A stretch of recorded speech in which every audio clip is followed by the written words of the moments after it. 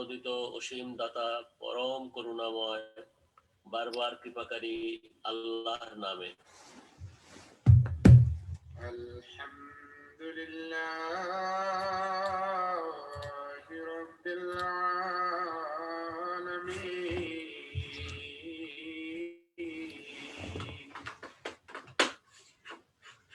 সব প্রশংসা আল্লাহর, যিনি জগৎ সমূহের প্রভু প্রতিপালক। আর রহমানির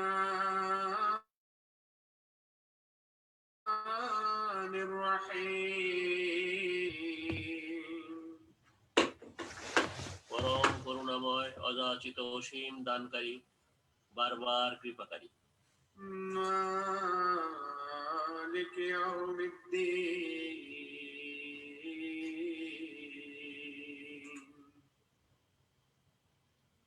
বিচার দিবসের মালিক।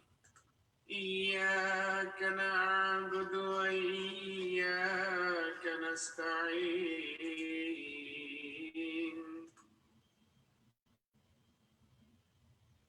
আমরা তোমারই ইবাদত করি এবং তোমারই সাহায্য চাই। ইহদিনাস সিরাতাল মুস্তাকিম। তুমি আমাদেরকে সরল সুদৃঢ় পথে পরিচালিত করো। সিরাতাল্লাযীনা আন'আমতা আলাইহিম গায়রিল মাগদুবি আলাইহিম ওয়ালাদ-দাল্লিন। তাদের পথে যাদের তুমি পুরস্কার দিয়েছ, যারা তোমার ক্রোধভাজন হয়নি এবং পথভ্রষ্ট হয়নি। বিসমিল্লাহির রহমানির রহিম।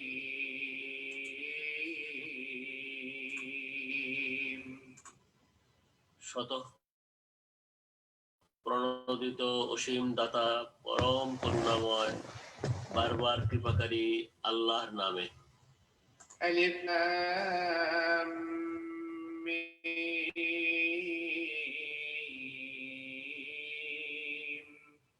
আনাল্লাহু আলামু, অর্থাৎ আমি আল্লাহ সর্বজ্ঞ। যালিকাল কিতাবু লা রাইবা ফীহি হুদাল লিল মুত্তাকিন।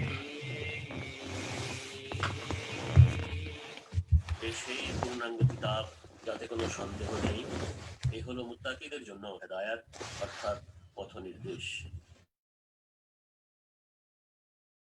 الذين يؤمنون بالغيب ويقيمون الصلاة ورزقناهم ينفقون। যারা গায়েবের অর্থাৎ অদৃশ্যের প্রতি ঈমান আনে, নামাজ কায়েম করে এবং আমরা তাদের যা দিয়েছি তা থেকে খরচ করে। والذين يؤمنون بما أنزل إليك وما أنزل من قبلك وبالآخرة هم يوقنون। এবং যারা তোমার প্রতি যা অবতীর্ণ করা হয়েছে তাতে ঈমান আনে এবং যা তোমার পূর্বে অবতীর্ণ করা হয়েছিল তাতেও ঈমান আনে, আর আখিরাতে যারা দৃঢ় বিশ্বাস রাখে। أولئك على هدى من ربهم وأولئك هم المفلحون। এরাই এদের প্রভু প্রতিপালকের পক্ষ থেকে আগত পথ নির্দেশের উপর প্রতিষ্ঠিত। এবং এরাই সফল হবে। إن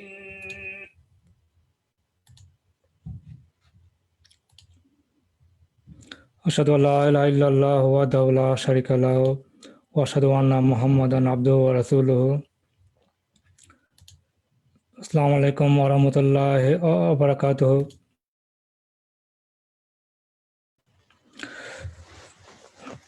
কানাডা টরন্টো থেকে প্রচারিত ভয়েস অফ ইসলাম বাংলার সাপ্তাহিক অনলাইন অনুষ্ঠানে বাংলাভাষী ভাই বোনদের স্বাগত জানাচ্ছি। আমি তৌহিদুল ইসলাম। প্রিয় দর্শক মণ্ডলী, আপনারা জানেন প্রতি শনিবার টরন্টো সময় সন্ধ্যা 8টায় আমাদের এই অনুষ্ঠান প্রচারিত হয়। এই অনুষ্ঠানে আমরা প্রকৃত ইসলামী শিক্ষা, সমসাময়িক সমস্যা ও ইসলামের সমাধান এবং আহমদিয়া মুসলিম জামাতের ধর্মবিশ্বাস নিয়ে আলোচনা করে থাকি। আপনারা নিশ্চয় জানেন কিছুদিনের মধ্যেই খ্রিস্টান ধর্ম অবলম্বীরা 25শে ডিসেম্বর তারিখে জিসাস ক্রাইস্ট বা হযরত ঈসা আলাইহিস সালামের জন্মদিবস উদযাপন করবে। এখন অনেকে প্রশ্ন জাগে যে হযরত ঈসা আলাইহিস সালাম কি আদৌ 25 ডিসেম্বর তারিখে জন্ম নিয়েছিলেন? এ সম্বন্ধে পবিত্র কোরআন, বাইবেল বা ইতিহাস থেকে কি জানা যায় এ সম্পর্কে এবং এই বিষয়ে খ্রিস্টানদের ধর্মীয় বিশ্বাস নিয়ে আজকে আমরা আলোচনা করব। অনুষ্ঠান চলাকালে ফেসবুকে আমাদের আজকের অনুষ্ঠানের বিষয়ে আপনারা কমেন্ট সেকশনে যে কোনো প্রশ্ন বা অভিমত পাঠাতে পারেন। আমরা আজকে বা পরবর্তী অনুষ্ঠানে এগুলো উত্তর দেওয়ার চেষ্টা করব। তো বরাবরের মতোই আমাদের অনুষ্ঠানের শুরুতে থাকছে ইসলামের খলিফা আহমদী মুসলিম জামাতের বিশ্ব ইমাম হযরত মির্জা মাসরুর আহমদ আয়াতুল্লাহ তাআলা বিন নাসরুল আজিজের সম্প্রতি প্রদত্ত জুম্মার খুতবার বাংলা সারাংশ। এটি শুনবো আমরা মাওলানা আহমদ তারেক মোবাশ্বের সাহেবের কণ্ঠে।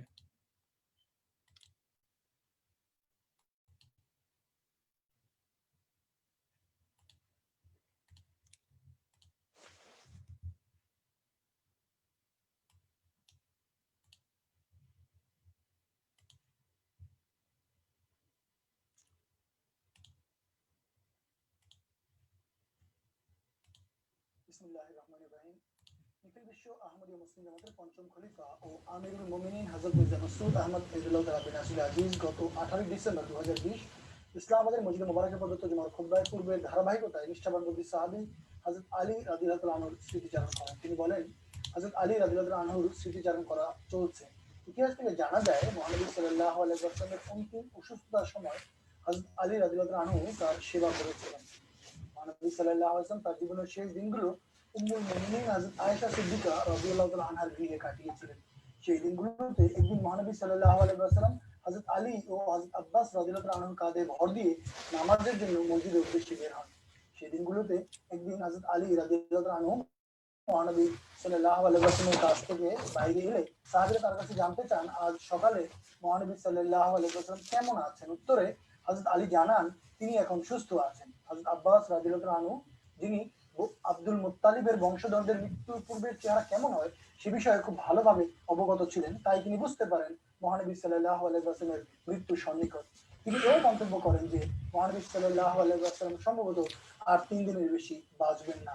তিনি হযরত আলী রাদিয়াল্লাহু আনহুকে বলেন, চলো আমরা দুজন গিয়ে মহানবী সাল্লাল্লাহু আলাইহি ওয়াসাল্লামকে খেলাফত প্রসঙ্গে জিজ্ঞেস করি যে এর দায়িত্ব কারা পাবেন। কিন্তু হযরত আলী বলেন, আল্লাহর কসম আমি এই বিষয়ে মহানবী সাল্লাল্লাহু আলাইহি ওয়াসাল্লামকে কোনো প্রশ্ন করব না। যদি আমরা তাকে এই বিষয়ে প্রশ্ন করি এবং তিনি আমাদেরকে এই সম্মানে ভূষিত না করেন তবে তার মৃত্যুর পর মানুষ কখনোই আমাদের এই পদে ভূষিত করবে না। মহানবী সাল্লাল্লাহু আলাইহি ওয়াসাল্লামের মৃত্যুর পর হযরত আলী, হযরত ফজল, হযরত উসামা বিন যায়েদ রাদিয়াল্লাহু আনহু তার পবিত্র মরদেহ গোসল করান এবং তারাই তাকে কবরে সমাহিত করেন। কারো কারো মতে আব্দুর রহমান বিন অফকেও তারা এই কাজে সাথে নিয়েছিলেন। মহানবী সাল্লাল্লাহু আলাইহি ওয়াসাল্লামের তিরোধানের পর হযরত আবু বকর সিদ্দিক রাদিয়াল্লাহু আনহু হাতে হযরত আলী রাদিয়াল্লাহু আনহু বয়াত গ্রহণের বিষয়ে ভিন্ন ভিন্ন বর্ণনা পাওয়া যায়। কত বর্ণনা থেকে জানা যায় হযরত আলী সানন্দে ও সাগ্রহে হযরত আবু বকর সিদ্দিক রাদিয়াল্লাহু আনহু হাতে বয়াত গ্রহণ করেছিলেন। হযরত আবু সাঈদ খুদরি বর্ণিত হাদিস থেকে জানা যায় মুহাজির ও আনসারগণ হযরত আবু বকর রাদিয়াল্লাহু আনহু হাতে বয়াত গ্রহণের পর হযরত আবু বকর রাদিয়াল্লাহু আনহু মিম্বরে দাঁড়ান। তিনি সেই সমাবেশে হযরত আলীকে দেখতে না পেয়ে তার খোঁজ করেন। কয়েকজন আনসার তাকে গিয়ে নিয়ে আসেন এবং হযরত আলী রাদিয়াল্লাহু আনহু তখন বয়াত গ্রহণ করেন। এমনও বর্ণনা রয়েছে হযরত আলী তখন কেবল আংশিক পোশাকাবৃত্ত ছিলেন। তিনি সেই অবস্থাতেই দ্রুত বয়াত গ্রহণের জন্য ছুটে আসেন এবং বিন্দুমাত্র কালে বিলম্ব করেননি। হযরত মসিহ মাউদ আলাইহিসসালামও এক স্থানে লিখেছেন, হযরত আলী প্রথম দিকে হযরত আবু বকরের বয়াত গ্রহণে বিলম্ব করেন, কিন্তু বাড়িতে গিয়েই হঠাৎ তার কি মনে হলো তিনি পাগড়ি ছাড়াই কেবল টুপি মাথায় দিয়েই বয়াত গ্রহণের জন্য ছুটে আসেন। মনে হয় তিনি বুঝতে পেরেছিলেন যে এটি না করলে তা বড় পাপ হবে, বড় অন্যায় হয়ে যাবে। আবার বুখারী শরীফের একটি হাদিস থেকে জানা যায় হযরত আলী রাদিয়াল্লাহু আনহু নাকি হযরত ফাতেমা রাদিয়াল্লাহু আনহার মৃত্যুর পর অর্থাৎ 6 মাস পরে হযরত আবু বকরের হাতে বয়াত গ্রহণ করেছিলেন। তবে এই হাদিসটির শুদ্ধতার সম্পর্কে সন্দেহ রয়েছে। আল্লামা ইবনে কাসির এবং আরো অনেক আলেমের মতে হযরত আলী রাদিয়াল্লাহু আনহু প্রথম দিকেই বয়াত গ্রহণ করেছিলেন, আর হযরত ফাতেমা রাদিয়াল্লাহু আনহার মৃত্যুর পর তিনি বয়াত নবায়ন করেন। হযরত মসিহ মাউদ আলাইহিসসালাম কেউ বলেছেন বুখারীর হাদিস হলেই যে সব হাদিস সঠিক হবে তার কোনো নিশ্চয়তা নেই।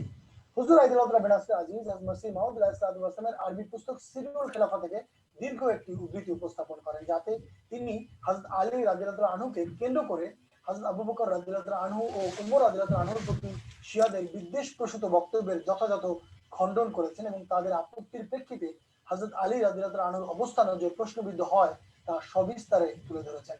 হযরত মসিহ মাউদ আলাইহিসসালামের বক্তব্য থেকে এই বিষয়টি অত্যন্ত সুস্পষ্ট হয়ে যায় যে হযরত আলী রাদিয়াল্লাহু আনহু কখনোই তার পূর্ববর্তী খলিফাগণের বিরুদ্ধাচরণ করেননি, বরং স্বেচ্ছায় ও সানন্দে তাদের পূর্ণ আনুগত্য করেছেন। তিনি যেমন খলিফাদের অনুগত ছিলেন, তেমনি ভাবে খলিফারাও তাকে বিশেষ সম্মানে ভূষিত করতেন। হযরত আবু বকর রাদিয়াল্লাহু আনহু, হযরত ওমর রাদিয়াল্লাহু আনহু একাধিকবার হযরত আলী রাদিয়াল্লাহু আনহুকে মদিনার আমির নিযুক্ত করে নিজেরা যুদ্ধাভিযানে গিয়েছেন। আবার বিভিন্ন সময় বিভিন্ন গুরুত্বপূর্ণ বিষয় তারা হযরত আলী রাদিয়াল্লাহু আনহুর কাছে পরামর্শ চেয়েছেন এবং তা গ্রহণ করেছেন। হযরত উসমান রাদিয়াল্লাহু আনহুর খেলাফত কালেও যখন বিদ্রোহীদের পক্ষ থেকে নৈরাজ্যকর পরিবেশ এবং পরিস্থিতির সৃষ্টি করা হয়, তখন বিশৃঙ্খলা দূর করার জন্য হযরত উসমান রাদিয়াল্লাহু আনহু হযরত আলীকে ডাকেন এবং তার সঙ্গে পরামর্শ করেন। হযরত আলী রাদিয়াল্লাহু আনহু নিঃসংকোচে তাকে এরূপ বিশৃঙ্খলার কারণ অবগত করেন। বিদ্রোহী মিশরীয়রা যখন হযরত উসমান রাদিয়াল্লাহু আনহুকে তার বাড়িতে অবরুদ্ধ করে রাখে, তখন হযরত আলী তাদের সাথে গিয়ে দেখা করেন এবং তাদের এরূপ করতে বারণ করেন এবং তাদের বুঝানোর আপ্রাণ চেষ্টা করেন। অবরোধকারীরা তার কথায় কর্ণপাত করেনি। এতে হযরত আলী রাদিয়াল্লাহু আনহু ক্ষুব্ধ হয়ে নিজের পাগড়ি সেখানে ছুঁড়ে ফেলে দিয়ে চলে যান। অবরোধের এক পর্যায়ে অবস্থা এমন দাঁড়ায় যে হযরত উসমান রাদিয়াল্লাহু আনহুর বাড়িতে পানি পর্যন্ত ছিল না।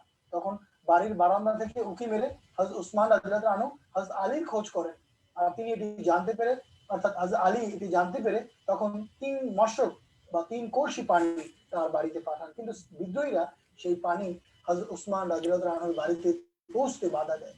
তাদের আক্রমণে বেশ কয়েকজন দাস আহতও হয়, কিন্তু তবুও তারা সেই পানি হযরত উসমান রাদিয়াল্লাহু আনহুর দুয়ারে পৌঁছে দিতে সক্ষম হন। হযরত আলী রাদিয়াল্লাহু আনহু যখন বুঝতে পারেন বিদ্রোহীরা হযরত উসমান রাদিয়াল্লাহু আনহুকে হত্যা করতে বদ্ধপরিকর, তখন তিনি তার 2 পুত্রকে তার নিরাপত্তা রক্ষার্থে নিয়োজিত করেন। ইমাম হাসান ও হুসাইন রাদিয়াল্লাহু আনহু সহ আরো কয়েকজন হযরত উসমান রাদিয়াল্লাহু আনহুর বাড়ির মূল ফটকে পাহারা দিতে থাকেন। কিন্তু মুহাম্মদ বিন আবু বকর তার 2 জন সঙ্গীকে নিয়ে একজন আনসারীর বাড়ির দিক দিয়ে চুপিসারে হযরত উসমান রাদিয়াল্লাহু আনহুর বাড়িতে ঢুকে পড়ে এবং তাকে নির্দয়ভাবে শহীদ করে। হযরত আলী রাদিয়াল্লাহু আনহু যখন এই শাহাদাতের সংবাদ পান, তখন তিনি অত্যন্ত ক্রুদ্ধ হন এবং হযরত হাসান এবং হুসাইনকে প্রশ্ন করেন, তোমরা দরজায় পাহারারত থাকা সত্ত্বেও হযরত আমিরুল মুমিনিন কিভাবে নিহত হলেন? তিনি রাদিয়াল্লাহু আনহু ক্রোধের বশে হযরত হাসানকে চড় মারেন এবং হযরত হুসাইনের বুকেও আঘাত করেন। তাদের সাথে থাকা যুবকদেরকেও তিনি সে সময় বকাঝকা করেছিলেন।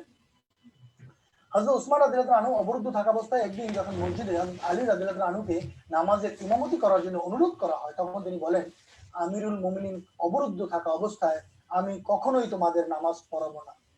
এই কথা বলে তিনি একা একা নামাজ পড়ে মসজিদ থেকে বাড়িতে চলে যান। হযরত আলী রাদিয়াল্লাহু আনহু বিদ্রোহীদের শান্ত করার বিভিন্ন চেষ্টা করে ব্যর্থ হবার পর হযরত উসমান রাদিয়াল্লাহু আনহুর কাছে তাদের শায়েস্তা করার বা দমন করার অনুমতিও চেয়েছিলেন, কিন্তু তিনি অর্থাৎ হযরত উসমান রাদিয়াল্লাহু আনহু তাকে সেই অনুমতি দেননি। হযরত উসমান রাদিয়াল্লাহু আনহুর শাহাদাতের পর হযরত আলী রাদিয়াল্লাহু আনহুর খেলাফতের আসনে সমাসীন হওয়ার প্রেক্ষাপটে হুজুর আইদুল্লাহ বিন আসর আজিজ হযরত মুসলিম মাউদ রাদিয়াল্লাহু আনহুর বরাতে সবিস্তারে হযরত আলী, হযরত তালহা বা হযরত জুবাইর রাদিয়াল্লাহু আনহুর মধ্যে থেকে কোনো একজনকে খলিফা বানানোর যথাসাধ্য চেষ্টা করে, যাতে তাদের মনোনীত খলিফাকে দিয়ে তারা যা ইচ্ছা করাতে পারে। কিন্তু যখন তারা তাদের দুর্বিষহ নিতে বিফল হয় এবং তাদেরকে রাজি করাতে ব্যর্থ হয়, তখন তারা ঘোষণা দেয় যদি 2 দিনের মধ্যে কেউ খলিফা না হয় তবে তারা আলী, তালহা এবং জুবাইর এবং সব শীর্ষস্থানীয় ব্যক্তিদেরকে হত্যা করবে। মদিনাবাসীরা ইতিমধ্যেই তাদের বর্বরতার পরিচয় হযরত উসমান রাদিয়াল্লাহু আনহুর শাহাদাতের মাধ্যমে পেয়ে গিয়েছিল। তাই তারা নিজেদের এবং নারী ও শিশুদের প্রাণ নিয়ে সংশয়ে পড়ে যায়। তারা গিয়ে হযরত আলী রাদিয়াল্লাহু আনহুকে তাদের প্রাণ রক্ষার্থে বয়াত গ্রহণের অনুরোধ করেন। হযরত আলী রাদিয়াল্লাহু আনহু, যিনি অত্যন্ত বিচক্ষণ ও দূরদৃষ্টি সম্পন্ন ব্যক্তি ছিলেন, তিনি মন্তব্য করেন, এখন তিনি যদি খেলাফতের দায়িত্ব নেন তাহলে নিঃসন্দেহে অনেক মুসলমান মনে করবে হযরত উসমান রাদিয়াল্লাহু আনহুর শাহাদাতের পেছনে তারই হাত রয়েছে।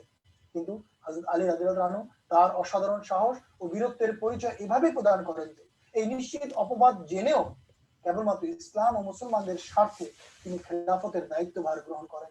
তবে তিনি মসজিদে নববীতে সবার উপস্থিতিতে বয়াত নেন এবং বদরি সাহাবীদের বিশেষভাবে তালহা ও জুবায়ের রাদিয়াল্লাহু আনহুর বয়াত গ্রহণ করেন। পরবর্তীতে হযরত আলী রাদিয়াল্লাহু আনহুর আশঙ্কায় সত্যে পরিণত হয়। সম্ভাব্য শাস্তি এড়ানোর জন্য নৈরাজ্যকারীদের কিছু যায় আবু সুফিয়ানের কাছে, কিছু যায় হযরত আয়েশা রাদিয়াল্লাহু আনহার কাছে এবং তালহা এবং জুবায়ের রাদিয়াল্লাহু আনহুর কাছে, আবার অনেকে যায় হযরত আলী রাদিয়াল্লাহু আনহুর কাছে। প্রত্যেকের কাছে গিয়েই তারা উল্টো পাল্টা বুঝিয়ে মুসলমানদের মধ্যে ভুল বোঝাবুঝির সৃষ্টি করে, যার পরিণতিতে উটের যুদ্ধ বা জঙ্গে জামাল এবং সিফফিনের যুদ্ধের মতো ভয়ঙ্কর পরিবেশ এবং পরিস্থিতির উদ্ভব ঘটেছিল। প্রাসঙ্গিকভাবে হুজুর হযরত তালহা ও জুবায়ের রাদিয়াল্লাহু আনহু সম্পর্কে প্রচলিত ধারণা যে তারা দুজন বয়াত করার পর তা ভঙ্গ করেন, সেই ভ্রান্তিরও অপনোদন করেন এবং তারা কোন পরিস্থিতি এবং কোন শর্তে হযরত আলী রাদিয়াল্লাহু আনহুর হাতে বয়াত গ্রহণ করেন, কিভাবে তারা হযরত আলীর বিরুদ্ধে যুদ্ধ থেকে নিবৃত্ত হন এবং নিজেদের ভুল শুধরে নেন, এমনকি মৃত্যুর পূর্বে হযরত তালহা রাদিয়াল্লাহু আনহু কিভাবে হযরত আলী রাদিয়াল্লাহু আনহুর পক্ষের একজনের হাতে স্বেচ্ছায় হযরত আলী রাদিয়াল্লাহু আনহুর বয়াত গ্রহণ করেন, সেই বিষয়গুলো একে একে সুন্দরভাবে তুলে ধরেন। একইভাবে হযরত তালহার প্রতি হযরত আলী রাদিয়াল্লাহু আনহুর গভীর ভালোবাসা এবং তার হত্যাকারীর প্রতি তীব্র ঘৃণা প্রকাশের বিষয়গুলো হুজুর তুলে ধরেন। খুতবার শেষ দিকে হুজুর আনোয়ার আজিজ পুনরায় আলজেরিয়া ও পাকিস্তানের চলমান বিরোধিতার বিষয়টি স্মরণ করিয়ে সেখানকার নিপীড়িত আহমদীদের জন্য পুনরায় দোয়ার প্রতি মনোযোগ আকর্ষণ করেন। একই সাথে হুজুর এই কথাও স্মরণ করেন যে যেভাবে দোয়ার প্রতি আমাদের মনোযোগ নিবদ্ধ হওয়া উচিত সেভাবে হচ্ছে না। হুজুর সকল আহমদীকে দোয়ার প্রতি অধিক মনোযোগী হওয়ার অনুরোধ করেন। এরপর হুজুর আনোয়ার আজিজ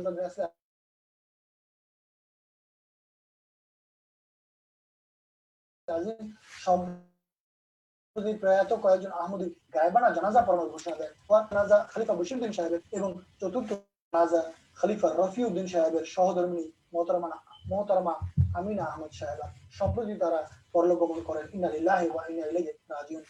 হুজুর তাদের সংক্ষিপ্ত স্মৃতিচারণে তাদের পরিচয়, তাদের অসাধারণ গুণাবলী ও ধর্মসেবার উল্লেখ করে তাদের আত্মার মাগফিরাত ও শান্তি কামনা করেন। তাদের শোক সন্তপ্ত পরিবারের ধৈর্য, দৃঢ় মনোবল এবং প্রয়াতদের সৎ কাজগুলো যাতে তারা ধরে রাখতে পারেন সেই জন্য দোয়ার অনুরোধ করেন। প্রিয় শ্রোতা মণ্ডলী, হুজুরের খুতবা সম্পূর্ণ শোনার কখনোই কোনো বিকল্প নেই। আমরা সময় প্রতি লক্ষ্য রেখে খুতবার সারমর্ম উপস্থাপন করছি, মাত্র আপনাদেরকে হুজুরের পুরো খুতবাটি শোনার অনুরোধ রইল। হুজুরের খুতবাটি পুরো শুনতে পাবেন আমাদের এমটি নিয়মিত ওয়েবসাইট অর্থাৎ www.mt.tv তে, আমাদের কেন্দ্রীয় বাংলা ওয়েবসাইট www.ahmadiabangla.org তে। আসসালামু আলাইকুম ওয়া রাহমাতুল্লাহি ওয়া বারাকাতুহু।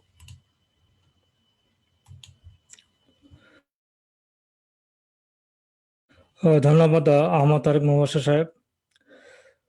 তো দর্শক, এখন আমরা আমাদের আজকের অনুষ্ঠানের আলোচনায় ফিরে যাচ্ছি। তো যেভাবে বলেছিলাম যে আজকে আলোচনার বিষয় ক্রিসমাস বা 25শে ডিসেম্বর, যা খ্রিস্ট ধর্মাবলম্বীরা অর্থাৎ ঈসা আলাইহিস সালামের জন্মদিবস হিসেবে উদযাপন করে থাকেন। এ সম্পর্কিত বিষয় এবং কিছু খ্রিস্টীয় বিশ্বাস নিয়ে আমরা আলোচনা করব। এই আলোচনায় আমার সাথে যোগ দিচ্ছেন আহমদী মুসলিম জামায়াতের হ্যামিল্টন মসজিদের ইমাম মাওলানা এনামুর রহমান নাসির সাহেব। তিনি একজন সফল ধর্ম প্রচারক এবং বিভিন্ন তুলনামূলক ধর্মীয় আলোচনায় নিয়মিত অংশ নিয়ে থাকেন। একই সাথে সুদূর বাংলাদেশ থেকে যোগ দিচ্ছেন মাওলানা শেখ মুস্তাফিজুর রহমান সাহেব। তিনি আহমদী মুসলিম জামাত বাংলাদেশের সোশ্যাল মিডিয়া শাখার প্রধান। তো প্রথম প্রশ্নে যাচ্ছি মাওলানা এনামুর রহমান নাসির সাহেবের নিকট। আসসালামু আলাইকুম। জি, ওয়ালাইকুম আসসালাম ওয়া রাহমাতুল্লাহ। তো 25শে ডিসেম্বর তারিখটা ঈসা আলাইহিস সালামের জন্মদিবস হিসেবে উদযাপন করা হয় খ্রিস্টীয় সমাজে বা খ্রিস্ট ধর্মের বিশ্বাসে। এখন এবং এই জন্ম, এটা কি আদৌ তার জন্ম দিবস কিনা, এই নিয়ে অনেক কনফিউশন রয়েছে, অনেক প্রশ্ন রয়েছে। তো পবিত্র কোরআন শরীফ, বাইবেল বা ইতিহাস থেকে আমরা কি জানতে পারি? জাজাকাল্লাহ প্রশ্নের জন্য। যারা সবাইকে দর্শক যারা আমাদের প্রোগ্রাম দেখছেন সবাইকে আসসালামু আলাইকুম ওয়া রাহমাতুল্লাহি ওয়া বারাকাতুহু। অনেকেই হয়তো এই প্রশ্নটিকে এত গুরুত্বপূর্ণ মনে করবেন না ইসলামের দৃষ্টিকোণ থেকে, যে আমরা মুসলমান, আমরা হযরত ঈসা আলাইহিস সালামকে একজন নবী হিসেবে মানি। তো তার জন্ম আপনার ক্রিসমাসের সময় ছিল বা অন্য কোনো সময় ছিল, এতে আমাদের কি পার্থক্য হয়? কিন্তু আমরা যারা মুসলমান, আমাদের জন্য এই বিষয়টি অনেক বেশি গুরুত্বপূর্ণ। এটি প্রমাণ করা যে ক্রিসমাসের সময় হযরত ঈসা আলাইহিস সালামের জন্ম হয়নি। কেননা আল্লাহ তাআলা সূরা মরিয়মে বলেছেন যে যে সময় হযরত ঈসা আলাইহিস সালামের জন্ম হয়, তখন একজন ফেরেশতা হযরত মরিয়মের কাছে আসেন এবং তিনি বলেন যে তুমি যাও নিচের, মানে তোমার একটু নিচের দিকে যাও, আর সেখানে যে খেজুর গাছ রয়েছে, খেজুর গাছ ধরে নাড়া দিলে তোমার উপর পাকা খেজুর পড়বে। আর এটা আপনি সূরা মরিয়মে উল্লেখ রয়েছে এই এই ব্যাপারটি, পুরো ঘটনাটি কিভাবে তিনি যখন প্রেগন্যান্ট ছিলেন, তারপরে তিনি আলাদা হয়ে গেলেন, এরপরে উনার প্রসব ব্যথা হলো, তারপরে ঈসা আলাইহিস সালামের জন্ম হলো।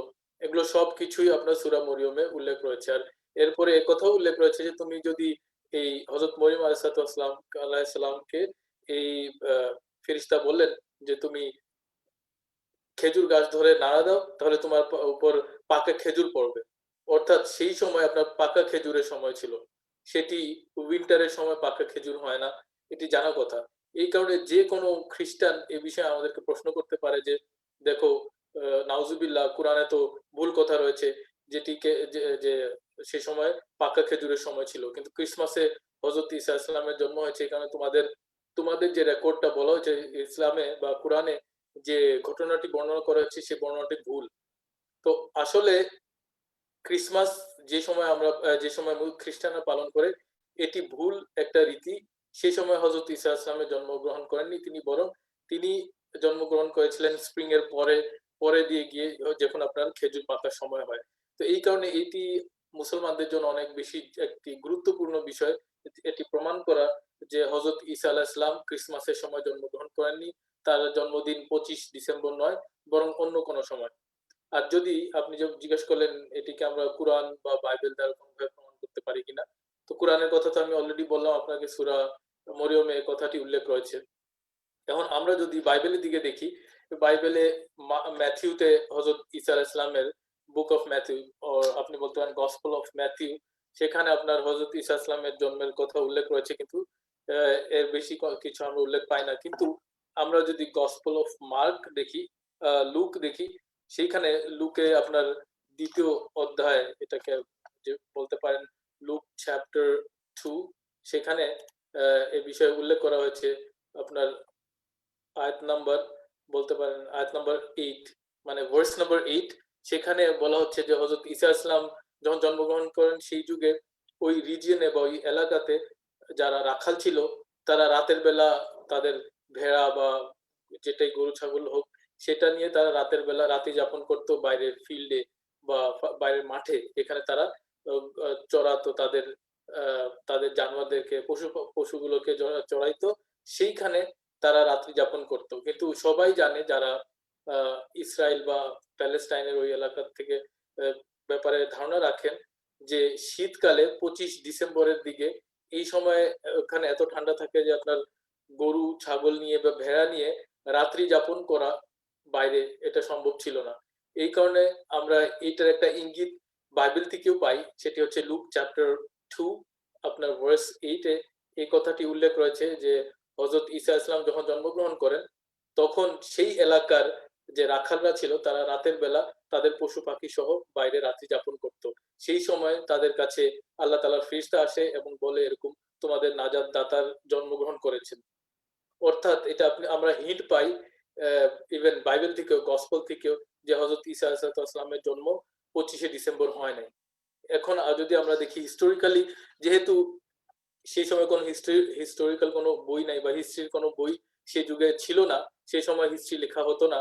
আর সেই সময় কারোর জন্ম দিনটাকেও কোনো বড় কিছু মনে করা হতো না। যে সময় হযরত ঈসা আলাইহিস সালাম আজ থেকে 2000 বছর আগে যখন তিনি জন্মগ্রহণ করেছিলেন, তখন জন্ম দিনটা কোনো গুরুত্বই রাখতো না। এই কারণে কোনো ওইভাবে আপনার হার্ড এভিডেন্স আমরা পাই না তিনি কোন সময় জন্মগ্রহণ করেন, কিন্তু আমি যেরকম উল্লেখ করলাম আপনাদের সামনে লুকের মাধ্যমে লুক চ্যাপ্টার 2 তে যে বর্ণনা রয়েছে তাতে আমরা জানতে পারি যে হযরত ঈসা আলাইহিস সালাম আপনার ডিসেম্বরে জন্মগ্রহণ করেননি। এখন প্রশ্ন হতে পারে যে তাহলে এই ক্রিসমাসে কেন চলে আসলো এই বিষয়টি। তো এর ব্যাপারে কয়েকটি থিওরি রয়েছে যার আমাদের কাছে কোনো একদম বলতে পারবো না যে একদম 100% এই থিওরিটি সঠিক, কিন্তু যদি আমরা সব পটভূমিগুলো দেখি তাহলে আমরা বুঝতে পারি যে এই থিওরিটি বেশি গ্রহণযোগ্য যে যখন আপনার 300 বছর হযরত ঈসা আলাইহিসসালামের ক্রুশবিদ্ধ হওয়ার ঘটনার 300 বছর পর রোমান সম্রাট কনস্ট্যান্টিন খ্রিস্টান ধর্ম গ্রহণ করে, তখন আপনার এটি একটা রাষ্ট্র ধর্মরূপে পরিণত হয়। কনস্ট্যান্টিন সে খ্রিস্টান ধর্মকে তার রোমান সাম্রাজ্যের যে রাষ্ট্রীয় ধর্ম হিসেবে ঘোষণা করে। সেই সময় সেই তার আগে থেকে হযরত ঈসা ইসলামের ইভেন জন্মের পূর্ব থেকেই আপনার ক্রিসমাস যে একটা ফেস্টিভ্যাল, ওই ফেস্টিভ্যালটা আপনার অনেক রোমানরাও এই ফেস্টিভ্যালটা আগে থেকে উদযাপন করত। এটি আপনার খ্রিস্টানরা নতুন করে এটা কোনো উদ্ভাবন করে নাই তারা, বরং এটা আগে থেকেই রোমানদের মধ্যে এই জিনিসটা প্রচলিত ছিল। তো যখন কিং কনস্ট্যান্টিন যখন খ্রিস্টান ধর্ম গ্রহণ করে এবং এই খ্রিস্টান ধর্মকে রাষ্ট্রীয় ধর্ম হিসেবে ঘোষণা করে, তখন যেহেতু যারা আগে রোমান পৌত্তলিক ছিল তারা অলরেডি এই ফেস্টিভ্যালটাকে তারা করত, এই কারণে এটা আপনার একটি রাষ্ট্রীয় বা রাজনৈতিক কারণে তখন হযরত ঈসা আলাইহিসসালামের জন্মকে এটার সাথে লিংক করে দেওয়া হয়। কারণ সেই যুগে কেউ জানতো না যে হযরত ঈসা আলাইহিস কখন জন্মগ্রহণ করেছিলেন। এই কারণে তারা তাদের যে আপনার পাবলিককে রিলিজিয়নের সাথে জোড়া লাগানোর জন্য বা জোড়ার জন্য তারা এই পন্থা অবলম্বন করে যে আপনার যে ক্রিসমাস যে ফেস্টিভ্যালটা ছিল, বলা হয় যে এই ক্রিসমাসটা হযরত ঈসা ইসলামের জন্মের দিন ছিল। এছাড়া যদি আমরা আরো বেশি ডিপে যেতে চাই এই আলোচনায়, তো আপনার রোমান তারা যেহেতু পৌত্তলিক ছিল এবং অনেক ধরনের তারা পূজা করত, অনেক জিনিসের পূজা করত, তো তারা সান গড অর্থাৎ আপনার সূর্য দেবতা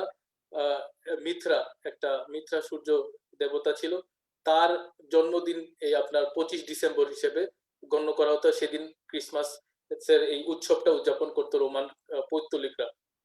তো সেইখানে শুধু সান গড সান গড মিথ্রা, সেই জায়গায় তারা সান গড সান গড মানে খোদার পুত্র, ঈশ্বর পুত্র ঈসা আলাইহিস সালাম, তারা শুধু নামটাকে চেঞ্জ করে দিল। আর এইভাবে করে তারা ওই সেম ফেস্টিভ্যালই রাখা হলো, কিন্তু আপনার ওই পৌত্তলিকতাটাকে তারা খ্রিস্টানিটির একটা অংশ বানিয়ে নিল। এভাবে করে হযরত ঈসা ইসলামের জন্মকে তারা রিলেট করলো সান গড অর্থাৎ সান গড মানে সূর্য দেবতা, মিথ্রার জায়গায় আপনার ঈশ্বর পুত্র ঈসা আলাইহিস সালামের নাম তারা সংযোগ করে দিল। আর এইভাবে করে তারা ক্রিসমাসটাকে উদযাপন করা শুরু করলো, আর তারা এটা একটা ধর্মীয় রূপ এনে দিল। তো এইটা আপনার সংক্ষেপে আমি আপনাদের সামনে তুলে ধরলাম যে কেন এই ক্রিসমাসের প্রচলনটা হলো খ্রিস্টানিটির মধ্যে। ধন্যবাদ রনি মোহাম্মদ সাহেব। তো আমরা বুঝতে পারলাম যে আলোচনা থেকে যে শুধুমাত্র খ্রিস্ট ধর্মটাকে আর মানুষের নিকটে বেশি গ্রহণযোগ্য করার জন্য 25 ডিসেম্বরকে ঈসা ইসলাম বা জিসাস ক্রাইস্টের জন্মদিবস হিসাবে তারা গ্রহণ করে নিল। ধন্যবাদ। তো এখন আমি যাচ্ছি মাওলানা শেখ মুস্তাফিজুর রহমান সাহেবের নিকট। তো খ্রিস্টানদের একটা যেহেতু আমরা খ্রিস্টানদের একটা বিশ্বাস এবং পবিত্র কোরআন শরীফ থেকেও জানা যায় অর্থাৎ ঈসা আলাইহিস সালাম বিনা পিতার জন্ম নিয়েছিলেন, তার কোনো পিতা ছিল না। এবং এটিকে খ্রিস্টানরা অর্থাৎ ঈসা আলাইহিস সালামের যে ঈশ্বরত্ব বা ঈশ্বর পুত্র হিসাবে তারা তাকে প্রমাণ হিসেবে উপস্থাপন করার চেষ্টা করে থাকে। তো এই যে কথিত বিশ্বাস ঈশ্বর পুত্র বা ঈশ্বরত্ব, এই বিষয়টি আপনি কিভাবে পবিত্র কোরআন শরীফের আলোকে খণ্ডন করবেন? আর এর সাথে একটা সম্পূরক প্রশ্ন এসে যায় যে বিনা পিতা যে জন্ম নেওয়া, এটা কি মাত্র ঈসা আলাইহিস সালামই নিয়েছেন বা এরকম আর কি কোনো নজির বা উদাহরণ পাওয়া যায়, বা চিকিৎসা শাস্ত্র বা আধুনিক গবেষণা কি এই ধরনের কিছু আমরা দেখতে পাই? জনাব মুস্তাফিজুর রহমান সাহেব। জাযাকুমুল্লাহ। আমার কথা কি পরিষ্কার শোনা যাচ্ছে? জি, হ্যাঁ, পরিষ্কার শোনা যাচ্ছে। জাযাকুমুল্লাহ। আমি প্রথমে আপনাদেরকে ধন্যবাদ জানাতে চাই যে আমরা দূর দেশে বসেও আপনাদের কথা শুনতে পাচ্ছি এবং আপনারা আমাদের কথা শুনতে পাচ্ছেন। আমরা আমাদের বিষয়গুলো পরস্পর মত বিনিময়ের মাধ্যমে সমাধান করতে পারি। আ এই বিষয়ে আমি প্রথমে এ পবিত্র কুরআনের সেই আয়াতগুলো পড়তে চাই যেখানে আল্লাহ তাআলা বলেছেন আ হযরত মারিয়াম আলাইহিস সালামকে নিয়েই সূরা মারিয়াম একটি সূরা আল্লাহ তাআলা পবিত্র কুরআনে অবতীর্ণ করেছেন এবং সেখানে আছে ক্বালাত আন্না ইয়াকুনু লি গুলামুন ওয়া লাম ইয়ামসাসনি বাশারুন ওয়া লাম আকু বাগিয়ান। মারিয়াম আলাইহিস সালামকে যখন ফেরেশতা সুসংবাদ দিল যে তুমি পুত্র সন্তান লাভ করবে, তখন তিনি অবাক হলেন আর বললেন যে আমি কিভাবে পুত্র সন্তান লাভ করতে পারি? অথচ আমাকে তো কোনো পুরুষ স্পর্শ করেনি। আর আমি তো অবাধ্যও নই। ক্বালা কাযালিকি। ফেরেশতা বলল যে এরূপই হবে। ক্বালা রাব্বুকা হুয়া আলাইয়া হাইয়ুন। তোমার প্রভু বলেছেন। ক্বালা রাব্বুকা হুয়া আলাইয়া হাইয়ুন। তোমার প্রভু বলেছেন এটি আমার জন্য সহজ। অতএব পবিত্র কুরআন দ্বারা বোঝা যায় যে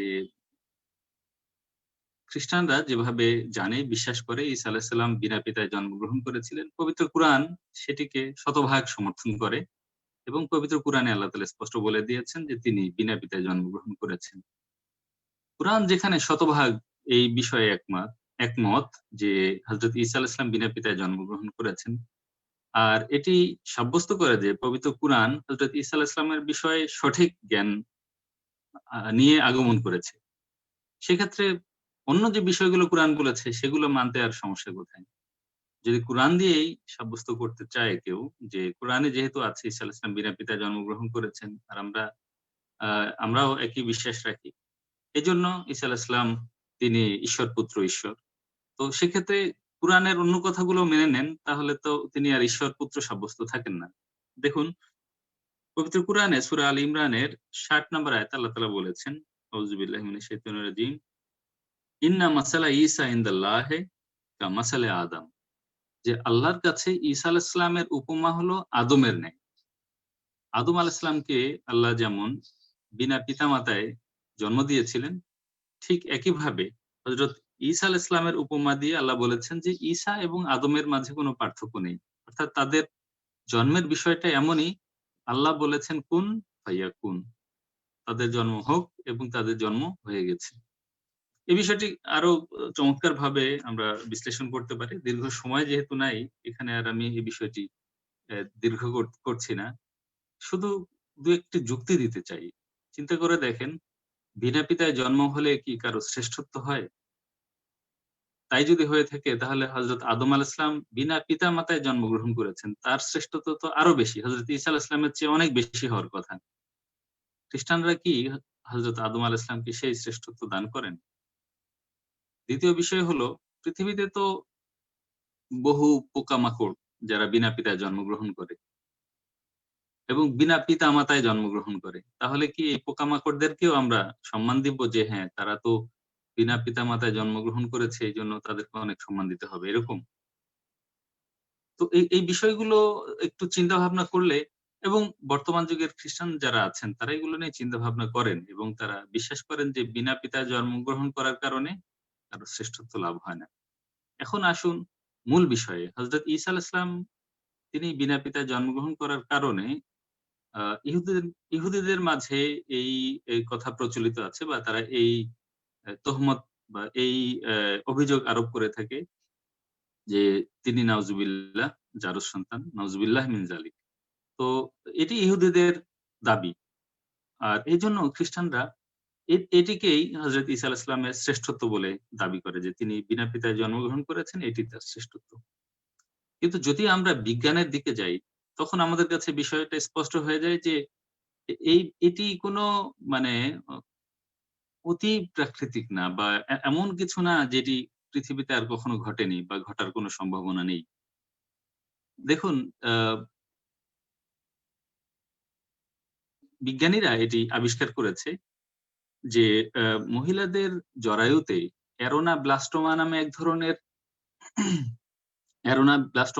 ধরনের টিউমার হয়, বা এই টিউমার গুলো যেগুলো নিজেদের মাঝে শুক্রাণু তৈরি করার ক্ষমতা রাখে। এই শুক্রাণু তৈরি করার ক্ষমতা থাকার কারণে এই টিউমার যদি নারীদের জরায়ুতে ব্লাস্ট হয়ে যায়, সেক্ষেত্রে সেই শুক্রাণু বেরিয়ে অলরেডি যাদের গর্ভে ডিম্বাণু আছে সেই ডিম্বাণুর সাথে নিষিক্ত হয়ে অটোমেটিক সন্তান জন্ম লাভের ক্ষমতা মহিলারা লাভ করতে পারে। এটি কোথায় আছে? এটি এনসাইক্লোপিডিয়া অফ ব্রিটেনিকার ভার্জিন বার্থ অধ্যায়টা পড়ে দেখেন, সেখানে আপনারা এই বিষয়টি খুঁজে পাবেন। আরো মজার ব্যাপার, ইংল্যান্ডের একদল মহিলা গবেষক ডাক্তার, তারা গবেষণা করে দেখেছেন যে এমন কিছু মহিলা তাদের কাছে ডেলিভারির জন্য এসেছেন যাদেরকে কখনো কোনো পুরুষ স্পর্শ করে নাই, এবং তারা সন্তান প্রসব করেছেন যে সন্তানদের জন্ম কোনো পুরুষের স্পর্শ ছাড়াই সেই সন্তানদের জন্ম হয়েছে। তো এটি কোথায় পাওয়া যায়? এইটি আপনারা পাবেন, একটি স্পেশাল বই আছে, anomalies and curiosity of medicine, এই নামে একটি বই, আপনারা ইন্টারনেটে সার্চ দিয়ে দেখেন, সেখানে এই থিসিস গুলো লেখা আছে যে তাদের, অর্থাৎ ইংল্যান্ডের ওই নারী গবেষক দল, তারা গবেষণা করে দেখেছেন যে এভাবেও, অর্থাৎ বিনা পিতায়, অর্থাৎ পুরুষের স্পর্শ ছাড়াই নারীর গর্ভে সন্তান জন্ম হয়েছে। তো এই বিষয়গুলো সাব্যস্ত করে যে হযরত ঈসা আলাইহিস সালামের জন্ম অতি প্রাকৃতিক কোনো বিষয় ছিল না। এটি আল্লাহ তাআলা চেয়েছেন যে এভাবেই হোক, আর এভাবেই হয়েছে। আর পবিত্র কুরআন কিন্তু এই বিষয়গুলো সমর্থন করে যে হযরত ঈসা আলাইহিস সালাম, হ্যাঁ, তিনি হযরত আদম আলাইহিস সালামের ন্যায় তার জন্ম হয়েছে। এজন্য তার মাঝে ওই মানে জন্মের কারণে বিরাট কোনো বিশেষত্ব নাই। তবে তিনি আল্লাহর নবী ছিলেন, তিনি পুত পবিত্র ছিলেন, এবং পবিত্র কুরআন হযরত ঈসা আলাইহিস সালামকে পুত পবিত্র সাব্যস্ত করে। যুক্তি এবং আমাদের যে গবেষণা, এই বিষয়গুলোর উপর যদি আমরা ভিত্তি করে একটু চিন্তা ভাবনা করি, তাহলে আমাদের কাছে সহজ সমাধান আপনারা পেয়ে যাবেন। তো নিশ্চয়ই আমি যে বিষয়গুলো বললাম, এগুলো আপনারা যারা শুনেছেন, আপনাদের কাছে পরিষ্কার হয়ে গেছে যে হযরত ঈসা আলাইহিস সালামকে এবং তার মাকে পবিত্র কুরআন পবিত্র সাব্যস্ত করে দিয়েছেন।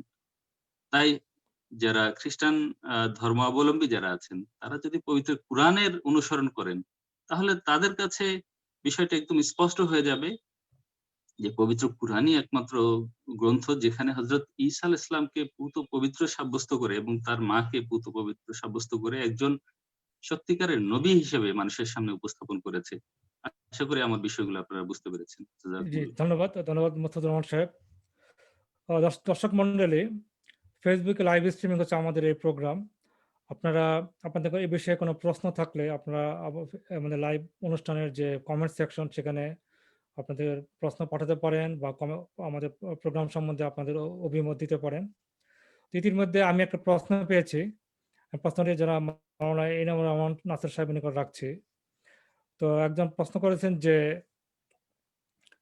আমরা তো জানি যে 25 ডিসেম্বর যদিও ইসলাম জন্মদিবস সেটা আমরা স্বীকার করি না মুসলমান হিসাবে, তথাপিও যদি এই দিবস উপলক্ষে খ্রিস্টানরা যদি আমাদেরকে দাওয়াত দেয়, তা মুসলমান হিসাবে আমাদের কি সেখানে যাওয়া ঠিক হবে কিনা?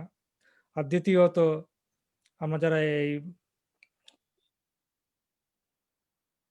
সময় উপহার আদান প্রদানের বেশ ব্যাপক ব্যবহার মানে উপহার খুব আদান প্রদান করতে দেখা যায় এই ক্রিসমাস উপলক্ষে, তো এগুলা কি জায়েজ হবে কিনা ইসলামের দৃষ্টিতে? ইনামুর ইসলামের রহমান নাসির দৃষ্টিতে, সাহেব। জি জাযাকাল্লাহ প্রশ্নের জন্য। যদ্দূর ক্রিসমাস উদযাপনের সম্পর্ক, আমরা তো ক্রিসমাস উদযাপন করি না, মুসলমান হিসেবে আমরা ক্রিসমাস উদযাপন করি না, কোনো কারোরই জন্মদিন আমরা উদযাপন করি না। বাট কেউ যদি আপনাকে এমনি, আপনার নেইবার যার সাথে আপনার সম্পর্ক ভালো আছে, সে যদি আপনাকে তার বাসায় দাওয়াত দেয়, তো দাওয়াতে যাওয়াতে কোনো সমস্যা নেই। আমরা যদি ক্রিসমাস সেলিব্রেট না করি, তাহলে দাওয়াতে যাওয়াতে কোনো সমস্যা নেই। তাদের বাসায় গেলে এটা আমাদের খেয়াল রাখতে হবে যেন আমরা পোর্ক না খাই, বা এরকম কোনো হারাম জিনিস যেন আমরা না খাই। কোনো যদি ওয়াইন থাকে বা কোনো ধরনের মদ্য পানীয় জাতীয় কিছু থাকে, সেগুলো আমাদের খাওয়া উচিত না।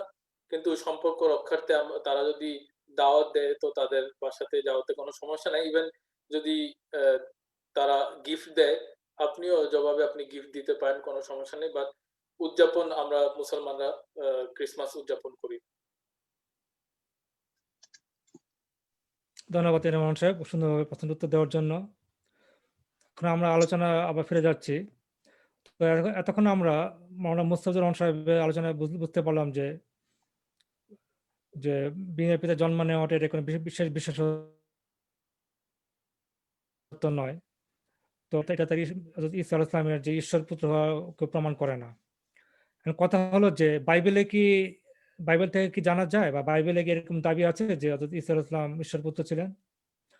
আর যদি বাইবেল থেকে যদি প্রমাণ না হয়ে থাকে তাহলে এই বিশ্বাসের কিভাবে জন্ম হলো খ্রিস্টানদের মাঝে?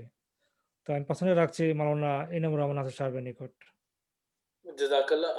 যদি আমরা বাইবেল স্টাডি করি তাহলে আমরা কোথাও এর কোনো উল্লেখ পাই না যে হযরত ঈসা আলাইহিস সালাম কখনো তার অনুসারীদেরকে, তার হাওয়ারীদেরকে তিনি এই শিক্ষা দিয়েছেন যে তোমরা আমার ইবাদত করো, আমি ঈশ্বর পুত্র। বরং এর থেকে আমরা বিভিন্ন অন্য ধরনের আমরা বর্ণনা খুঁজে পাই। যখন হযরত ঈসা আলাইহিস সালামকে জিজ্ঞাসা করা হলো যে আপনার আমাদের জন্য সবচেয়ে প্রথম হুকুম কি? তখন তিনি বললেন, ও Israel, your Lord is one Lord, one God, and you should worship him with all of your heart, with all of your mind and soul. তো সেইখানে তিনি ক্লিয়ারলি বললেন, তিনি কখনোই নিজেকে কিন্তু ঈশ্বরও বলেন নাই, ঈশ্বর পুত্রও বলেন নাই, বরং বললেন, here Israel, your Lord is one God. মানে ক্লিয়ারলি উনি বললেন যে তোমার হে বনি ইসরাইল, তোমার খোদা এক খোদা, এবং you should love him with all of your heart and mind and soul. তো এই কারণে এখানে একদম ক্লিয়ারলি বোঝা যাচ্ছে যে তিনি বলতেছেন যে তোমাদের একটাই খোদা। উনি এটি বলেন নাই যে your Lord is one God, but there is one is three and three is one. তো এই কথা কিন্তু হযরত ঈসা আলাইহিস সালাম কখনোই বলেন নাই। তারপরে আরেকবার একজন জিজ্ঞাসা করলো, ও গুড মাস্টার, তখন তিনি সাথে সাথে বলেন, why do you call me good? There is no good but the one who lives in heaven. মানে একজন জিজ্ঞাসা করলো যে এরকম ওনাকে নেক হিসেবে বললো যে এরকম টিচার। তো সাধারণত তাদের ইহুদিদের মধ্যে একটা প্রচলন ছিল রাব্বি, এখনো আছে, রাব্বাই যাদেরকে বলা হয়। তো ওরকম বলা হলো যে আপনি রাব্বি। তখন তিনি বললেন যে না, তুমি আমাকে কেন নেক বলতেছো? এইখানে কেউ নেক না, শুধুমাত্র আল্লাহ তাআলা নেক, যিনি আকাশে থাকেন, অর্থাৎ যিনি উপরে, মানে ঈশ্বর। এইখানেও কিন্তু একদম ক্লিয়ারলি উনি বলে দিলেন যে তিনি ঈশ্বর নন, বরং আল্লাহ তাআলা একজনই। তারপরে একবার ম্যাথিউ, তার একজন খুবই বিখ্যাত প্রসিদ্ধ হাওয়ারী, আমরা সবাই জানি তার নাম ম্যাথিউ, তিনিও একবার হযরত ঈসা আলাইহিস সালামকে বললেন যে আপনাকে সবাই মনে করে, কেউ মনে করে প্রফেট, কেউ মনে করে you are the prophet, or some people say that you are the Messiah, the prophet। এখন অন্যদিকে চলে যাবে, আমি এখানে সব এটার বিখ্যাত মানে এটার বিশ্লেষণে যাব না। কিন্তু যখন হযরত ম্যাথিউ তিনি হযরত ঈসা আলাইহিস সালামকে বললেন যে অনেকেই মনে করেন আপনি ওই প্রফেট যার ভবিষ্যৎবাণী আছে, বা আপনি হয়তো মেসায়া। তো হযরত ঈসা আলাইহিস সালাম জিজ্ঞাসা করলেন যে তোমার কি মনে হয় আমি কে?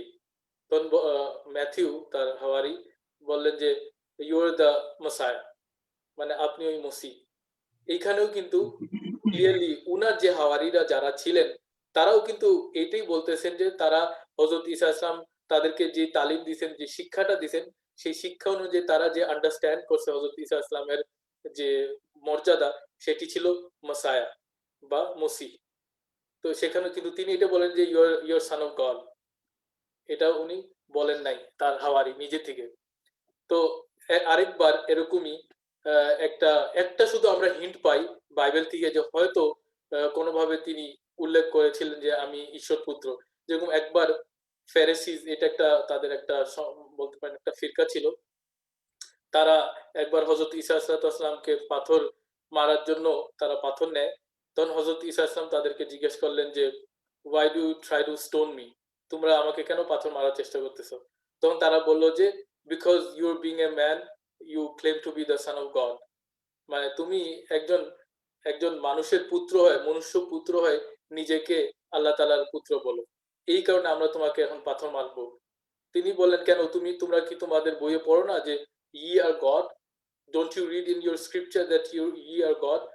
অর্থাৎ আপনার যে বনি ইসরাইল, তারা এখনো ইহুদিরা এটাই মনে করে তারাই হচ্ছে chosen people of God, তারাই আল্লাহ তাআলার একমাত্র আপনার নির্বাচিত জাতি, বা যেটাই বলেন যে আল্লাহ তাআলার অনেক নৈকট্যপ্রাপ্ত জাতি।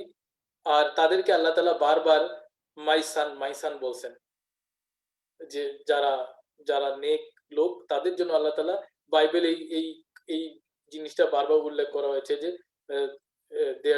দেয়ার সান অফ গড, মানে তারা এতই আল্লাহর প্রিয় যে তারা অলমোস্ট আল্লাহ তাআলার দৃষ্টিতে তারা তার পুত্রের মতোই। তো ওই হিসেবে হযরত ঈসা আলাইহিস সালাম নিজেকে অনেক সময় বলছেন যে এই একটা শুধু আমরা ভার্স পাই যেখান থেকে আমরা হয়তো হিন্ট নেওয়া যেতে পারে যে কখনো হযরত ঈসা আলাইহিস সালাম নিজেকে সান অফ গড বলছেন, কিন্তু এই আয়াতেই আমরা আবার এই ক্লিয়ারিফিকেশনটাও পাচ্ছি। তিনি বলে দিলেন যে তোমরা কি তোমাদের নুসখাতে পড়ো না, তোমাদের যে রিলিজিয়াস বই এগুলোতে তোমরা পড়ো না যে তোমরা সবাই আল্লাহ তাআলার পুত্র, ওই হিসেবে আমি নিজেকে আল্লাহর পুত্র বলতেছি। কিন্তু তিনি কখনো নিজেকে ঈশ্বর পুত্র বলেন নাই, বা তার হাওয়ারিরাও, যেরকম আমি আপনাদের সামনে উল্লেখ করলাম, তার হাওয়ারিরাও কখনো তাকে ঈশ্বর পুত্র মনে করে নাই বা ঈশ্বর মনে করে নাই। আমি আপনাকে আরেকটা রেফারেন্স বলি, যে একবার হযরত ঈসা আলাইহিস সালাম যখন এক জায়গায় সারমন দিলেন, বা বলতে পারেন তবলিগ করলেন, লোকদেরকে বুঝাইলেন, ওয়াজ করলেন, তখন আপনার যারা ইহুদি লিডার ছিল তারা তাকে হত্যা করতে চাইছিল, কিন্তু তারা করলো না কেন? Because they are afraid, because people were thinking he is the prophet. কারণ তারা এই ভয়তে করে নাই, কারণ যে পাবলিক যে জড়ো হয়েছিল জনতা, তারা হযরত ঈসা আলাইহিস সালামকে প্রফেট মনে করতো, আর প্রফেট মানে অনেক বেশি সম্মানিত। একটা প্রফেটকে তো সবার সামনে তারা হত্যা করতে পারবে না, এই ভয়তে তারা হত্যা করার ইচ্ছা রাখা সত্ত্বেও তারা হযরত ঈসা আলাইহিস সালামকে হত্যা করলো না। এইটাও আপনার গসপলে উল্লেখ রয়েছে, যে তার মানে যাদেরকে তিনি প্রিচ করছিলেন তারাও কিন্তু মনে করতেছিল তিনি প্রফেট, তিনি একজন আল্লাহ তাআলার নবী। তারাও কিন্তু এটা মনে করেন যে ও they were afraid that people are thinking he is son of God. But কেন জুইশ লিডার তারা কেন হযরত ঈসা আলাইহিস সালামকে হত্যা করলো না? কারণ তারা ভয় পাচ্ছিল যে লোকরা তো সবাই তাকে প্রফেট বলে সম্মান দিচ্ছে। অর্থাৎ এখন এই যে আপনাকে তিনটা আমি ফ্যাক্ট বললাম, এটাতে বোঝা যাচ্ছে যে একদিক দিয়ে হযরত ঈসা আলাইহিস সালাম কখনো নিজেকে ঈশ্বর বা ঈশ্বর পুত্র বলেন নাই, তার হাওয়ারিরাও তাকে কখনো ঈশ্বর পুত্র মনে করেন নাই, ইভেন যারা জনসাধারণ তারাও তাকে ঈশ্বর পুত্র বলে মনে করে নাই। তো এইভাবে বোঝা যাচ্ছে যে ঈশ্বর পুত্রের কোনো কনসেপ্টই আমরা বাইবেল বা নিউ টেস্টামেন্ট থেকে আমরা পাই না। ধন্যবাদ ইনামুর রহমান নাসির সাহেব। তো দর্শকরা, আমরা এতক্ষণ আমাদের আলোচনায় বুঝতে পারলাম যে আজকের যে খ্রিস্টানদের যে বিশ্বাস, তারা এগুলো ধীরে ধীরে তাদের মধ্যে এই বিষয়গুলো তারা তৈরি করেছে। এখন আদৌ বাইবেল থেকে এটা প্রমাণ পাওয়া যায় না যে এটা তাদের বিশ্বাস ছিল অরিজিনালি। তো এই বিষয়ে আমি মোস্তাফিজুর রহমান সাহেব জানতে চাবো যে এই যে দেখা যাচ্ছে আপাতত দৃষ্টিতে কন্ট্রাডিকশন তাদের যে বিশ্বাস এবং বাইবেলের যে কথা, তো ওনাকে আমি জানতে চাবো হযরত ঈসা আলাইহিস সালামের যে আচরিত বা প্রচলিত যে ধর্ম বা ধর্মীয় বিশ্বাস, সেটা কি ছিল? কত বাইবেলের বা ইতিহাসে আমরা কিভাবে জানতে পারি, কতটুকু জানতে পারি? জাযাকুমুল্লাহ, আপনাকে অসংখ্য ধন্যবাদ। হযরত ঈসা আলাইহিস সালাম প্রত্যেক নবীর মতো তিনিও এক খোদায় বিশ্বাস করতেন, তিনি এক আল্লাহ বিশ্বাস করতেন, এবং তিনিও এক আল্লাহকে মানার জন্য সর্বদা তার অনুসারীদেরকে বলে গেছেন। আর প্রত্যেক নবীর এই একই দায়িত্ব ছিল। পৃথিবীতে যখনই শিরক আধিপত্য বিস্তার করেছে, তখনই প্রত্যেক নবী এসে শুধু বলেছেন তোমরা বিশ্বাস করো আল্লাহ এক, তোমরা যা কিছু পূজা করছো এই সব কিছু মিথ্যা। ঈসা আলাইহিস সালামের মৃত্যুর পরও তার অনুসারীদের মাঝে এই শিরকের বিষয়টি আবার ঢুকে গেছে কালক্রমে। প্রথম থেকে কিন্তু এগুলো কিছুই ছিল না। সেভেন স্লিপার্স, আপনারা তাদের ইতিহাস দেখেন, মিস্টার গিবন তিনি এটার সেভেন স্লিপার্স যে বইটি লিখেছেন সেটি আপনারা পড়ে দেখতে পারেন। সেখানেও তিনি উল্লেখ করেছেন। পবিত্র কুরআনে আমরা এই বিষয়টি আমরা মুসলমানরা আমাদের কাছে স্পষ্ট হয় যে হযরত ঈসা আলাইহিস সালামের অনুসারী তারা যারা গুহায় প্রবেশ করেছিলেন সূরা কাহফে যেটির উল্লেখ আছে, তারা কিন্তু এক খোদায় বিশ্বাসী হওয়ার কারণেই তৎকালীন রোমানদের কাছে তারা নির্যাতিত ছিলেন এবং ঈসা আলাইহিস সালামের অনুসারীরা এই নির্যাতন সহ্য করতে না পেরে অবশেষে তারা গুহায় আশ্রয় নিয়েছিলেন এবং প্রায় ৩০০ বছর তারা গুহায় লুকিয়েছিলেন। একাধারে ছিলেন না, এটিও স্পষ্ট করে দেই, একাধারে ছিলেন না, কখনো ঢুকতেন কখনো বের হতেন। আর এগুলো সেই ক্যাটাকম্ব যেগুলো এখনো ইতালিতে জাদুঘর হিসেবে প্রতিষ্ঠিত আছে মাটির নিচের কবর। আমি দীর্ঘ করব না, শুধু এতটুকু আপনাদেরকে একটু একটু করে হিন্টস দিতে চাই যে যেন আপনারা নিজেরাই গবেষণা করে নিতে পারেন যে হযরত ঈসা আলাইহিস সালাম যখনই এই আল্লাহর কথা বলেছেন, এক আল্লাহর কথা বলেছেন, তখনই এই ইহুদি জাতি ঈসা আলাইহিস সালামের প্রতি অত্যাচার করেছে। কিন্তু ঈসা আলাইহিস সালাম তার অনুসারীদেরকে হতাশ করেননি, নিরাশ করেননি। তিনি বলেছেন আ আমরা যদি মথি ১৭ নাম্বার যে সূরা এবং এর মথির ১৭ নাম্বার সূরা ২০ থেকে ২২ নাম্বার আয়াত সেখানে আপনারা একটু পড়ে দেখেন। সেখানে তিনি বলেছেন যে আমি সত্যিই বলছি, যদি একটা সরিষা দানার পরিমাণ বিশ্বাসও তোমাদের থাকে, তবে তোমরা এই পাহাড়কে বলবে এখান থেকে সরে যাও, ওখানে যাও, আর তা সরে যাবে। হযরত ঈসা আলাইহিস সালাম বলেছেন যে আমি যে ধর্মবিশ্বাস তোমাদেরকে দিয়ে যাচ্ছি, এই ধর্মবিশ্বাসের উপর যদি তোমরা প্রতিষ্ঠিত থাকো, তাহলে সামান্য পরিমাণ ঈমানও যদি তোমাদের থাকে, আর যদি কোনো পাহাড়কে বলো যে তুমি এখান থেকে সরে যাও, সে পাহাড়ও সরে যাবে।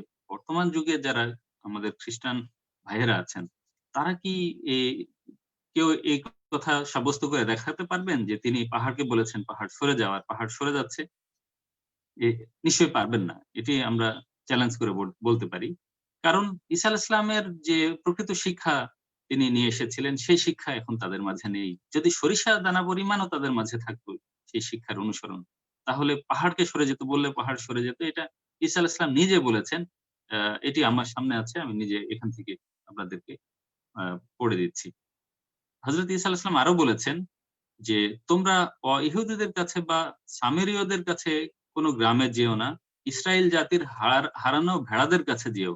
১২ জন তার যে অনুসারী ছিল, হাওয়ারি ছিল বা সাহাবী ছিল, তাদেরকে হযরত ঈসা আলাইহিস সালাম বলেছেন যে তোমরা অন্যদের কাছে কিন্তু আমার ধর্ম প্রচার করো না। এটি শুধুমাত্র তোমরা বনী ইসরাইলী ১২ টি ভেড়ার কাছে তোমরা এটি পৌঁছে দিবে। তাহলে বর্তমান বিশ্বে দেখা যাচ্ছে যে তাহলে তাদের কোনো সুযোগই নেই যে তারা তাদের এই ধর্মবিশ্বাস অন্যদের কাছে পৌঁছাবে বা অন্যদের কাছে তারা তবলিগ করবে। তাদেরকে শুধু বলা হয়েছে যে ইহুদীদের কাছে তোমরা তবলিগ করো। আর এখন ইহুদি বলতে শুধুমাত্র ইসরায়েলে সংখ্যাগরিষ্ঠ ইহুদি যেখানে আছে তাদের সেখানেই চলে যাওয়া উচিত। সমস্ত পৃথিবীতে কেন তারা ছড়িয়ে আছে এবং তারা তবলিগ কেন করছে? এটা তো ঈসা আলাইহিস সালাম বলেন নাই। বরং ঈসা আলাইহিস সালাম বলেছেন যে আমি আমার খাবার কুকুরের সামনে দিতে চাই না। অর্থাৎ যারা অইহুদি তাদেরকে হযরত ঈসা আলাইহিস সালাম কুকুর বলেছেন।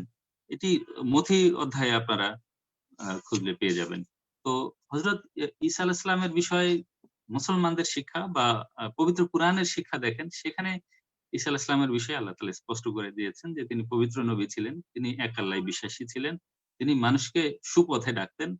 তো এই বিষয়গুলো কিন্তু বর্তমান যুগে খ্রিস্টানদের মাঝে পাওয়া যায় না। বর্তমানে খ্রিস্ট ধর্মের মাঝে এত দলাদলি এবং তাদের মাঝে এত ধরনের মতপথ হয়ে গেছে যে সঠিক যে খ্রিস্ট ধর্মের শিক্ষা বা ঈসা আলাইহিস সালামের যে শিক্ষা বা তৌহিদের যে শিক্ষা, সেই শিক্ষা থেকে তারা এখন অনেক দূরে, যোজন যোজন দূরে চলে গেছে। তো আমি যারা আমাদের খ্রিস্টান ভাইরা আছেন তাদের কাছে অনুরোধ করব যে আপনারা আমাদের কাছে আসেন, আমাদের কাছে বসেন, আমাদের কাছ থেকে জানার চেষ্টা করেন যে হযরত ঈসা আলাইহিস সালামের প্রকৃত জীবন কি ছিল, তার প্রকৃত দাবি কি ছিল, তিনি কেমন ধরনের নবী ছিলেন।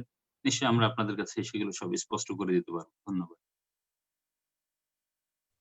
ধন্যবাদ মাওলানা মুস্তাফিজুর রহমান সাহেব। দর্শক মণ্ডলী, আমরা অনুষ্ঠানের একবারে শেষ পর্যায়ে চলে এসেছি। আমাদের সাথে থাকার জন্য আপনাদের অশেষ ধন্যবাদ। একই সাথে আমি কৃতজ্ঞতা স্বীকার করছি আজকের আলোচক বৃন্দদের আমাদের অনুষ্ঠানকে প্রাণবন্ত করে তোলার জন্য। তো আজকের আলোচনার বিষয়ে একটি বই রয়েছে যেটা আমাদের জামাতের যে চতুর্থ খলিফা হযরত মির্জা তাহের আহমদ সাহেব লিখেছেন, Christianity a journey from facts to fiction. এই বইতে এই বিষয়টি উত্থাপন করা হয়েছে যে খ্রিস্টানদের বিশ্বাস শুরুতে কেমন কি ছিল এবং আজকে কালক্রমে আজকে কি অবস্থা দাঁড়িয়েছে এবং কারণ কি, এবং এগুলোকে চুলচেরা বিশ্লেষণ করা হয়েছে। তো এই বইটি আমাদের মুসলিম জামাতের যে ওয়েবসাইট alislam.org লাইব্রেরি সেকশনে আপনারা বইটি পাবেন, ওখান থেকে আপনারা পড়ে নিতে পারবেন। তো আমাদের সাথে থাকার জন্য সকলকে ধন্যবাদ। আপনার ভালো থাকুন, সুস্থ থাকুন এবং নিরাপদে থাকুন এ কামনা করে, এবং আগামী অনুষ্ঠানে আপনাদেরকে আমন্ত্রণ জানিয়ে আজকের মতো বিদায় নিচ্ছি। আসসালামু আলাইকুম ওয়া রাহমাতুল্লাহি ওয়া বারাকাতুহু।